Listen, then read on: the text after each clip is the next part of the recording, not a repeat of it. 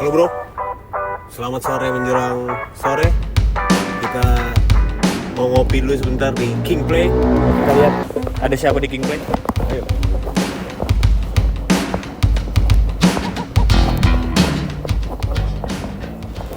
Ternyata ada Aris di sini. Kita ketemu Aris. Mungkin hari ini kita ngobrol-ngobrol sama Aris. Tapi kita tidak tahu ngobrol apa. Ya kita ngalor ngidul saja. Kita pesan dulu bro. Bro,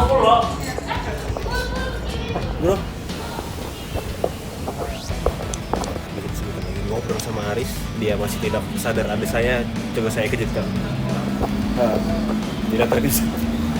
Kita buka dulu sebelum kita ngobrol sama Mas Aris, a.k.a. Herman, a.k.a. Pramana. Hari ini kita ditemani Cheesecake. Apa kabar Mas Aris? Lebih disapa Kak Aris sebenarnya. Ya, baik, berberkati. Berberkati ya. And then? Ya, sehat lah. Tumben ke Lebih King sehat. Play nih. Ada apa di sore-sore hari ini? Apakah pilihan pertama memang King Play? Apa ke-7, ke-6? Ya, King Play tetap jadi salah satu pilihan pertama untuk ngopi, ketemu kawanan di Banjarbaru karena kan kayak melting potnya di Banjarbaru kan King Play lah salah satunya dari beberapa kedai kopi lainnya. Jadi ngomong-ngomong nih, kebetulan ketemu Kak Aris kita hari ini di sini. Beberapa hari yang lalu saya melihat sebuah postingan beliau ini ada di Musika. Yang tepatnya Musika ini apa? Label ternama di Jakarta. Nah di situ ada caption A Kid from Petai. Yang pertama dirilis oleh Musika adalah God is Good. Bisa dengarkan di Spotify, YouTube, SoundCloud, Friendster, Facebook, Pet. Mungkin banyak yang nggak tahu nih Kak Aris apa A Kid from Petai ini. Nah, tahu apa Kak? Ulun aja kebingungan nih. Sampai akhirnya Ulun masih bingung nih. Mau bertanya nih.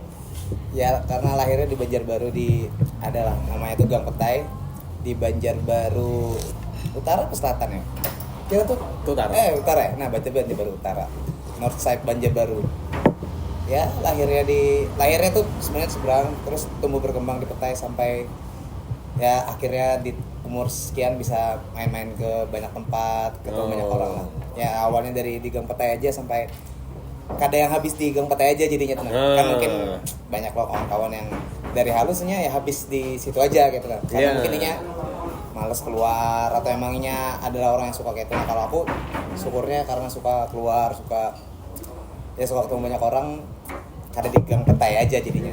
Jadi makanya Kid from Petai. Oh berarti itu sebuah. Sepertinya itulah. Ya, sebuah inilah. Statement lah nih aku dari sini nih bisa ke sini syukurnya. Bukan jadi hal minus lah Kid from Petai ini, malah kebanggaan lah karena bisa keluar gitu. Ya, aja sih sebenarnya.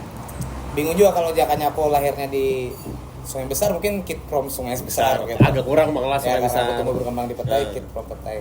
Mungkin hal-hal kedua yang Anda pertanyakan nih, se-struggle apa gerang Mbah?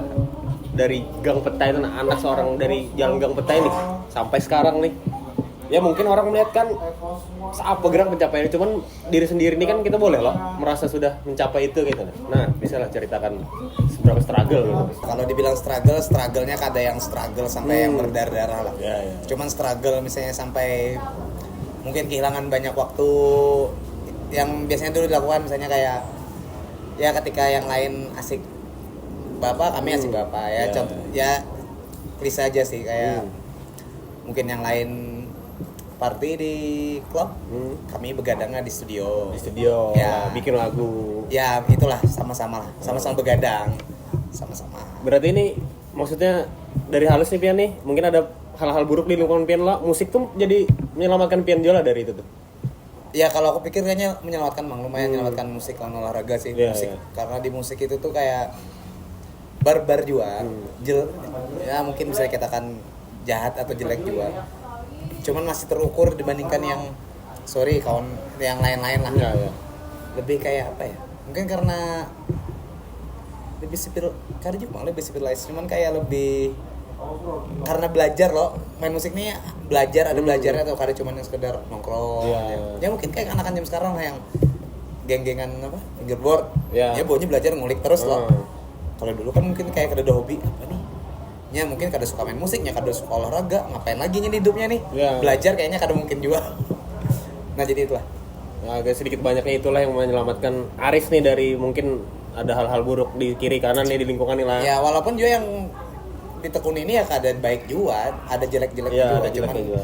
at least sampai hari ini gak ada pernah nyakiti orang lain lah. Wah, bermusik nih kada pernah menyakiti orang lain Kayaknya lah. nggak pernah.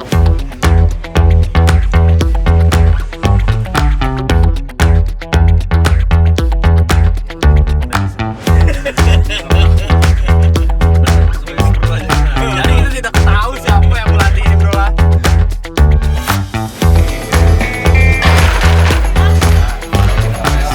Ya selain kayak ini loh, nonton anak basket, nonton anak latihan basket, seharian pasti ada kerja itu ada beberapa kerjaan yang aku daily 5 days a week itu ada. Nah, kantoran, terus kerjaan yang daily aku lakukan remote kayak itu ada handling sosial media kesan company di Banjarbaru, saya company Banjarbaru itu ada juga daily.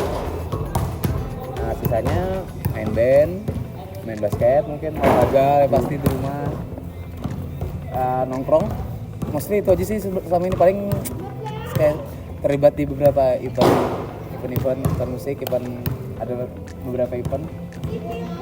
Ya sejauh ini Senin sampai Senin tuh pasti itulah yang dikerjain. Ini kerjakan lah. Main job tadi ada bekerja di kantoran lah. Ada kantoran yang 4 days a week-nya, terus ya tadi Side job ada juga nih side berarti job lah. pastilah. Pasti Kalau zaman nambah-nambah sekarang lah. kayaknya kalau udah side job kayak apa ya? Hampa. Sayang aja gitu. Kayak kita kadang menggunakan waktu luang, karena kan lumayan loh waktu luang kita nih padahal lumayan banyak. Yang kerja kantoran pun menurutku masih punya waktu luang lagi untuk ngerjain sesuatu yang lain lagi. Ya. Mana sih Kiki?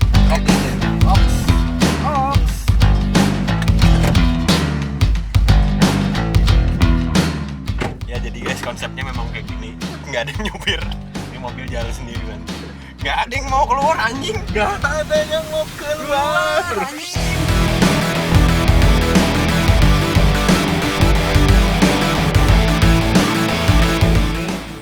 Musik nih auto control, wah ada musik ternyata seperti ini. Karena kalau kita dulu taunya punk tuh kayak exploited, terus kayak casualities. Nah ketika ada musik, ada ternyata punk yang kayaknya bisa masuk nih ke kita, punk rock. Akhirnya kenal pas 3 SMP itu akhirnya kenal dengan Green Day, kenal dengan Blink-182, kenal dengan sementara sih 2 band itu dulu. Good Charlotte, nah ada 3 band itu lah. Baru pas SMA akhirnya Endang SMP kelas 3 Endang Sukamti datang tahun 2004 lah, more or less 2004 datang, akhirnya memutuskan kita tidak lagi menjadi metalhead, main rock lah.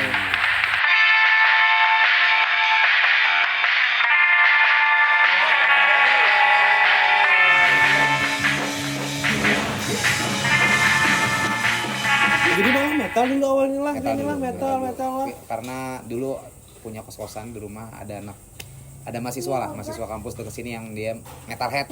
Jadi otomatis itu influence awal-awal ketika bermusik lah. Oh, malah dari anak yang kos pian lah malah dapat Ya, metal tuh. ya lah. metal dulu. Dia anak grogot.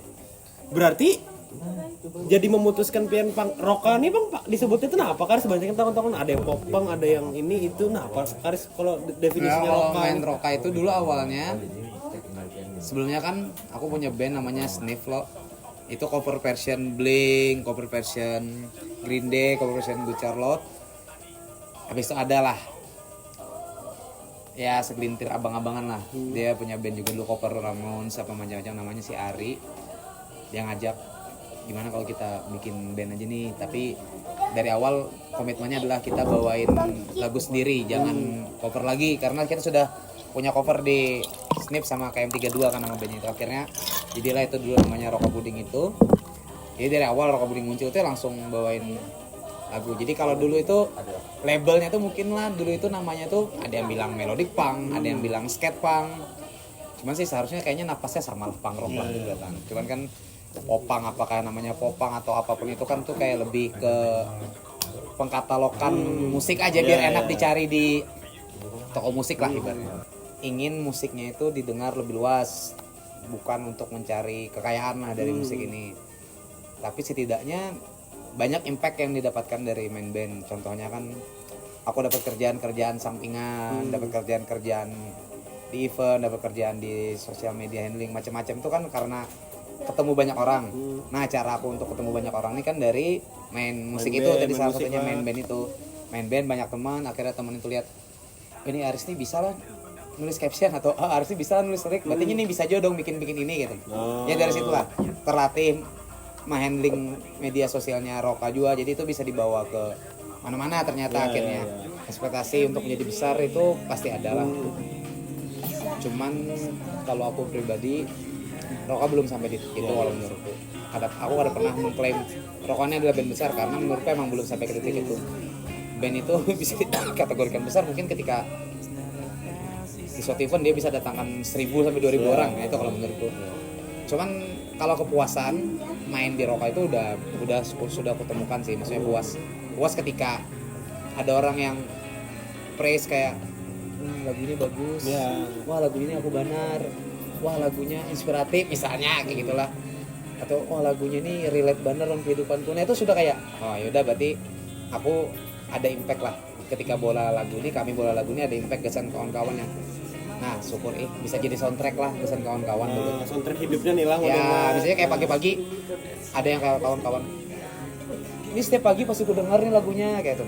Ada yang misalnya ini setiap pagi kami kan baru rilis Gratis Good suami, mungkin ada yang kawan-kawan yang working class yang tiap pagi naik motor aku nangis neteskan air mata dengan liriknya kayak gitu kan ada entah kawan nih mambung kami aja kalah karena tahu juga.